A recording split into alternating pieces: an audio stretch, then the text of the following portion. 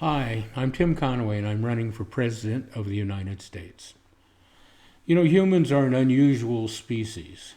Despite the intelligence and capability to adapt throughout time, we are also arrogant and complacent. These are the two underlying factors in our response to climate change. Yes, the climate is changing. What is unreal is the human response that we are alone the cause of this change and that we alone can control it. It's also not a crisis.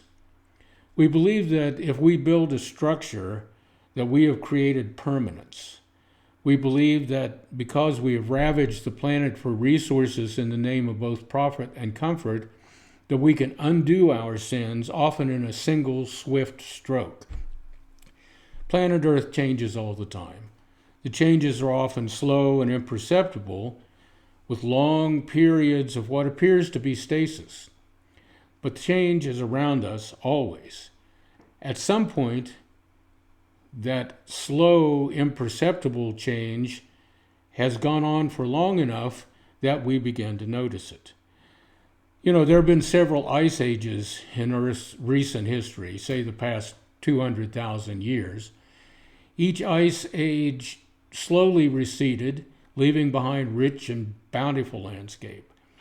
None of the native peoples, or mainly Scandinavian immigrants, who settled around where I live in Minnesota, wished that the globe hadn't warmed so that the glaciers melted, leaving behind lakes, rivers, and mineral-rich soil.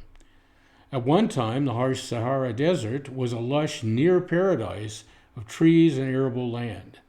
At one time, most of Southern California was under the sea. Volcanoes have risen to become islands. Earthquakes have torn tectonic plates entirely asunder. As to the conditions today, to hear the sky is falling sect tell it, we are within a few geological minutes of an uninhabitable planet. I will admit that carbon emissions play a part, albeit small, in the changes. I also know that putting all our eggs in one basket will not achieve the sleight of hand recovery that we are being promised. Other larger forces are at play. The Earth does not revolve around the sun in a perfect circle, but more of an elliptical shape, and the sun isn't always at the center of that range. Over time, slowly and imperceptibly, parts of the ellipse are farther or closer to the sun, affecting the warmth or cold and the length of seasons. Magnetic north is moving eastward, according to a study released just last year. Whether that affects climate, we don't know, but it is another sign of how the Earth is not a fixed object. Only this year, scientists have gotten proof that there is a giant metallic core in the center of the Earth which does not behave like the matter around it. Never knew this was there until recently, but it's been there for many millennia, and the effect that it has on us, we don't even know.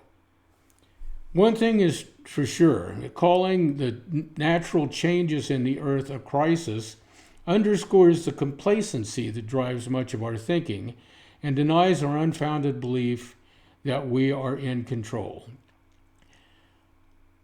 The move to incorporate all electric everything is one that is typical of the arrogant and complacent world, which is highlighted by the way that Congress often acts. Government often makes its effort at the end of the problem, not at the root cause of the problem where it would do the most good.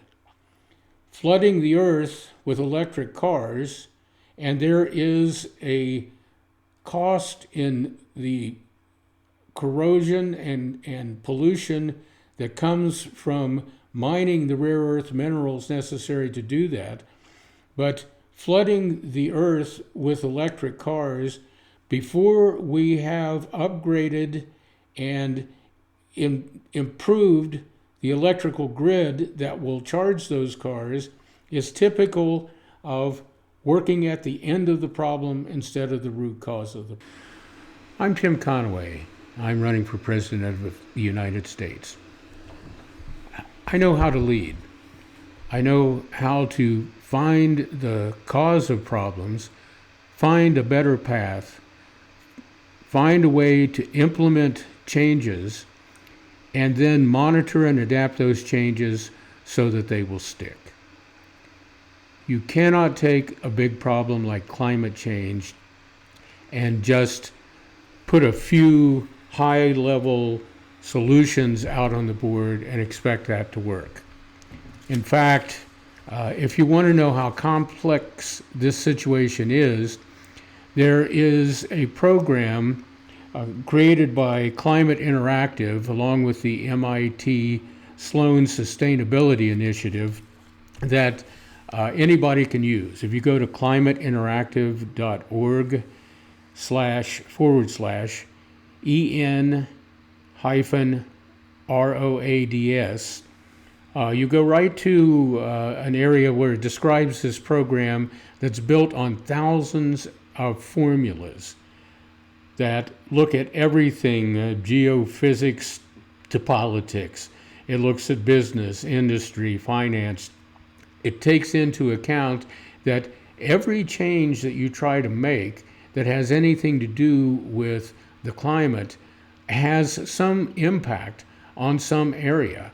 So if you say, well, let's use less coal, well, coal is taxed. And if we stop getting those taxes, what impact does that have? Same with oil. If we say, well, let's use more electricity, well, where is that electricity going to come from? And what is it going to cost? The cost could go up dramatically for electricity, maybe over a 10 or a 20-year period, but a big change from what we're paying now. If you say, let's use more nuclear power, well, that's a subsidized area. So if we're going to go into subsidized area, what are the subsidies? Where are they going to come from for this future? There is no simple solution to climate change. And this wonderful program, and I'm going to credit Democratic Representative Dean Phillips for bringing this to the attention locally here in Minnesota. He's trying to find real solutions, and so am I. These real solutions cannot all be done by government. Government, in fact, should be guiding private business, industry, and the general population towards solutions that they have to interact. Government might finance some of the research and development, some of the incentives for this, but a lot of that should come from the private industries whose research and development will pay off to them with profitability when they provide solutions to this problem. This is how things really need to get done. Then we can come up with a plan that has long-term, lasting effects.